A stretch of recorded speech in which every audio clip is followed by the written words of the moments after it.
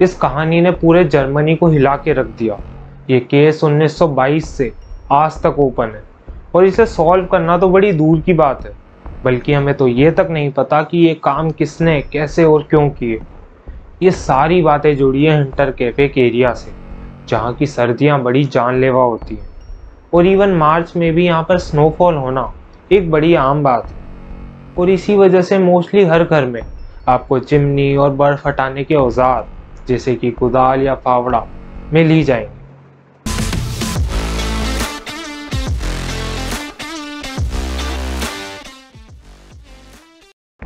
Hello everyone, कैसे हैं सबके सब। तो यार चलो शुरुआत करते हैं आज की इस कहानी के साथ, जिसका नाम है the hinter cafe murders. Germany के सदर्न स्टेट बेवेरिया में है ग्रूबर्स टाउन, जिसके हिंटर कैफे के एरिया में फॉरेस्ट एरिया के पास एक फार्म हाउस था जिसे ओन करती थी ग्रूबर्स फैमिली। इस घर में विडोड विक्टोरिया अपने 2 छोटे बच्चों 7 साल की कजीलिया जूनियर और 2 साल के जोसेफ और अपने एल्डरली पेरेंट्स एंड्रियस और कजीलिया के साथ यहाँ रहती थी। विक्टोरिया का husband Karl Gabriel world war 1 में एक जंग में बॉम्ब ब्लास्ट में शहीद हो गया और ग्रूबर्स को उसकी बॉडी तक नसीब नहीं हुई। ये परिवार काफ़ी हद तक अपने आप में ही रहता था, ना किसी से मिलना ना कुछ कहना।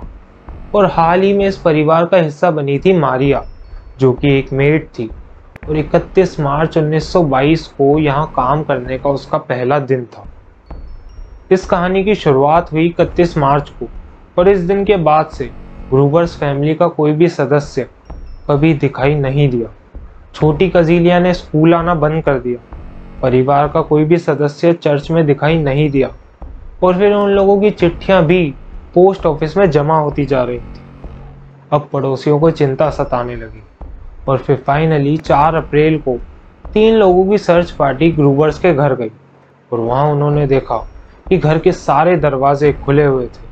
और जब उन्होंने घर की छानबीन की तो उन्होंने पाया कि घर के बेडरूम में जोसेफ और मारिया की डेड बॉडीज और बाकी 4 लोगों की डेड बॉडीज घर के स्टैक यार्ड में एक के ऊपर एक रखी गई थी और फिर उन्हें सूखी घास डालकर ढक दिया गया था। वहीं जोसेफ की बॉडी को उसी के कपड़ों से और मारिया की बॉडी को बेडशीट से ढका गया था। सर्च पार्टी के एक मेंबर लॉरेंस ने बॉडीज को बड़े आराम से एक एक करके हटाया और ऐसा करते दौरान इसके हाथ तक नहीं कांप रहे थे। लेकिन बॉडीज की कंडीशन देखकर कॉरोनर तक घबरा गया। कजीलिया का सर पूरी तरह से चकनाचूर हो चुका था। उसके सर पर कई बार वार किए गए थे और फिर उसका गला दबा दिया गया था। एंड्रियस का चेहरा पूरी तरह से खून में रंगा हुआ था, क्योंकि हत्यारे ने किसी शार्प ऑब्जेक्ट से उसके चेहरे को पूरा चीर दिया था, जिसके कारण उसके मांस से हड्डियां तक बाहर आ रही थी। विक्टोरिया के स्कल पे भी कई क्रैक्स थे और उसके चेहरे पर कई बार कुदाल से वार किए गए थे। वहीं कजीलिया जूनियर का जबड़ा टूटा हुआ था और उसके चेहरे और गले को काट दिया गया था। और सिर्फ यही नहीं, हत्यारे ने मारिया और 2 साल के बच्चे तक को बड़ी क्रूरता से मारा। उन दोनों के सर और चेहरे पर कई बार कुदाल से वार किए गए थे, जिसके कारण उनकी डेथ हो गई। फर्दर टेस्टिंग और रिपोर्ट से ये बात सामने आई कि हत्यारे ने कजीलिया जूनियर को सबसे दर्दनाक मौत दी। उस पर वार करने के बाद उसने बाकी सबको उसकी आंखों के सामने मारा। और ऐसा इसलिए कहा गया क्योंकि सबके मरने के बाद भी कजीलिया कई घंटों तक जिंदा थी और उसके हाथों में उसी के बालों के गुच्छे मिले। शायद स्ट्रेस में कजीलिया ने अपने बालों को इतना जोर से नोचा कि वो टूटकर उसी की चमड़ी के साथ उसके हाथ में आ गए और इसी दर्द ने उसकी जान भी ले ली। लेकिन हत्यारे ने वहां मौजूदा किसी भी जानवर को कोई नुकसान नहीं पहुंचाया, बल्कि उसने तो उन सबकी अच्छे से देख रेख भी की। ग्रूबर्स के पड़ोसियों ने कहा कि घर की कंडीशन देखकर एक बात तो साफ थी कि 31 मार्च से 4 अप्रैल तक घर के सारे जानवरों को प्रॉपर खाना दिया जा रहा था। और फिर एक भी दिन ऐसा नहीं था जब उन लोगों ने घर की चिमनी जलती भी ना देखी। और इवन इन्वेस्टिगेशन के दौरान भी पुलिस को घर में बचे हुए खाने के टुकड़े मिले।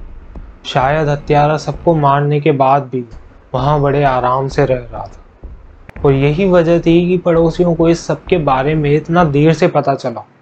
बल्कि अगर ग्रूबर्स की पिछली मेड की बातें मानी जाए तो असल में हत्यारा पिछले 6 से 7 महीनों से वहीं रह रहा था। मेड ने पुलिस को कहा कि इन मर्डर्स के अराउंड 6 महीनों पहले से ही घर में काफ़ी अजीब चीज़ें होने लगी। मेड को एटिक से किसी के बोलने और फुटस्टेप्स की आवाज़ें आती थी और जब उसने ये बातें एंड्रियस से कही तो उसने पूरे घर की छानबीन भी की, लेकिन उसे वहाँ कोई तीसरा व्यक्ति दिखाई नहीं दिया। लेकिन मेड को अपनी बातों पर पूरा यकीन था और उसने अपनी नौकरी ये कहकर छोड़ दी कि घर हॉन्टेड है। और फिर मार्च 1922 के शुरुआती दिनों में इन घटनाओं पर घर के बाकी लोगों का भी ध्यान गया। एंड्रियस को टूल बॉक्स पर स्क्रैच मार्क्स दिखाई दिए। घर में एक ऐसा न्यूज़पेपर था जिसे किसी ने नहीं मंगवाया और फिर घर की 2 चाबियों में से एक कहीं गायब हो चुकी थी। एंड्रियस को घर के बाहर बर्फ में किसी के पैरों के निशान भी दिखाई दिए, जो कि घर के अंदर तो आ रहे थे लेकिन कभी बाहर नहीं गए। और वो निशान परिवार के किसी भी सदस्य के नहीं थे, क्योंकि स्नोफॉल के बाद से ही कोई भी घर के बाहर नहीं निकला था। एंड्रियस ने ये सारी बातें लॉरेंस से कही और लॉरेंस ने उसे पुलिस रिपोर्ट दर्ज कराने को कहा, लेकिन एंड्रियस को इस सब में किसी की भी मदद नहीं चाहिए थी। इन्वेस्टिगेशन के दौरान पुलिस को घर के एटिक से कुदाल बरामद हुआ। वहां बचे हुए खाने के ट्रेसेस भी थे और तो ज़मीन की सारी टाइल्स को भी हटा दिया गया था ताकि परिवार वालों की सारी मूवमेंट्स को ट्रैक किया जा सके। ये एक और एविडेंस था इस बात का कि हत्यारा पिछले कई महीनों से वहीं रह रहा था। पुलिस को पहले शक था कि वो कोई बेघर व्यक्ति होगा जिसे पैसों की ज़रूरत थी और इसी बहाने से वो घर में घुसा, लेकिन ऐसा नहीं था क्योंकि घर में अभी भी काफ़ी पैसे रखे हुए थे। ऐसी अफवाहें भी सामने आई जिनमें कहा गया कि शायद ये सारे मर्डर्स एंड्रियस ने किए हैं। वो सबको मारने के बाद उसने खुद आत्महत्या कर ली, लेकिन मेडिकल रिपोर्ट्स के अकॉर्डिंग किसी भी विक्टिम पर एक भी ऐसा घाव नहीं था जो कि खुद से किया जा सकता हो और इसी वजह से इस थ्योरी को रिजेक्ट कर दिया गया। अब पुलिस बस इतना कह पाई कि हत्यारा एक ऐसा व्यक्ति था जो कि कुदाल और फार्म वर्क से बहुत फेमिलियर था, लेकिन वो परिवार का कोई भी सदस्य नहीं था, क्योंकि जिस तरीके से मर्डर्स किए गए उनसे बस ये बात सामने आ पाई कि हत्यारे की ग्रूबर्स फैमिली से कोई आपसी दुश्मनी थी। कई दिनों की मेहनत के बाद भी पुलिस के हाथ कोई क्लू नहीं लगा और वो लोग बस इतना कह पाए कि हत्यारा एक साइकिक था। फैमिली मेंबर्स के हेड्स को म्यूनिच में ऐसे लोगों के पास भेजा गया जिनके बारे में कहा जाता था कि उनके पास भविष्य देखने की शक्तियां। वो पुलिस को उम्मीद थी कि उन्हें वहां से कोई इंफॉर्मेशन प्राप्त होगी, लेकिन ऐसा कुछ नहीं हुआ। इस केस से रिलेटेड 2 पॉपुलर थ्योरीज भी सामने आई, जिनमें से पहली में कहा गया कि ये मर्डर्स और किसी ने नहीं बल्कि कार्ल गैब्रियल ने किए हैं।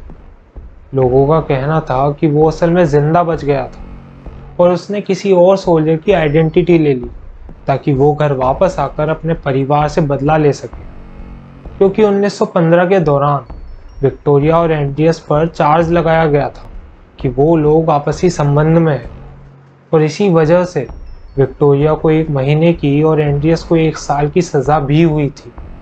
और सिर्फ इतना ही नहीं, जोसेफ का असली पिता भी कार्ल नहीं था। हालांकि इस थ्योरी को जल्दी जाने देना पड़ा, क्योंकि ऐसे विटनेसेस मौजूद थे जिन्होंने कहा कि कार्ल की मौत उन्हीं की आंखों के सामने हुई थी। फिर दूसरी थ्योरी में कहा गया कि इन मर्डर्स के लिए लॉरेंस जिम्मेदार है, क्योंकि वो एक टाइम पर विक्टोरिया के साथ रिलेशनशिप में भी था और लोगों का मानना था कि वही असल में जोसेफ का पिता भी है। लेकिन लॉरेंस ने इस बात को कभी स्वीकार नहीं किया और उसके अकॉर्डिंग जोसेफ असल में एंड्रियस की संतान था और इसी वजह से उसने विक्टोरिया से शादी करने के लिए भी मना कर दिया। उसने किसी और से शादी कर ली, लेकिन उसने विक्टोरिया को चाइल्ड सपोर्ट दिया। वो पूरे घर का लेआउट जानता था बॉडीज को हटाते दौरान उसके हाथ तक नहीं कांपे। और तो और उसके खुद के बच्चे की हाल ही में ट्रेजिक डेथ हुई थी, तो लोगों का मानना था कि इसी सदमे में उसने पूरे परिवार की जान ले ली। पुलिस ने उससे पूछताछ तो की, लेकिन वो लोग उस पर कोई चार्ज नहीं लगा पाए क्योंकि लॉरेंस को अस्थमा की प्रॉब्लम्स थी।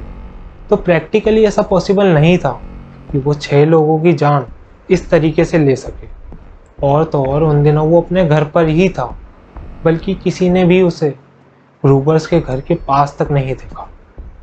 फार्म हाउस को 1 साल बाद ही ध्वस्त कर दिया गया और ग्रूबर्स फैमिली को पास ही के ग्रेवयार्ड में दफना दिया गया, वो भी बिना उनके हेड्स के, क्योंकि वर्ल्ड वॉर 2 के दौरान वो कहीं घूम चुके थे।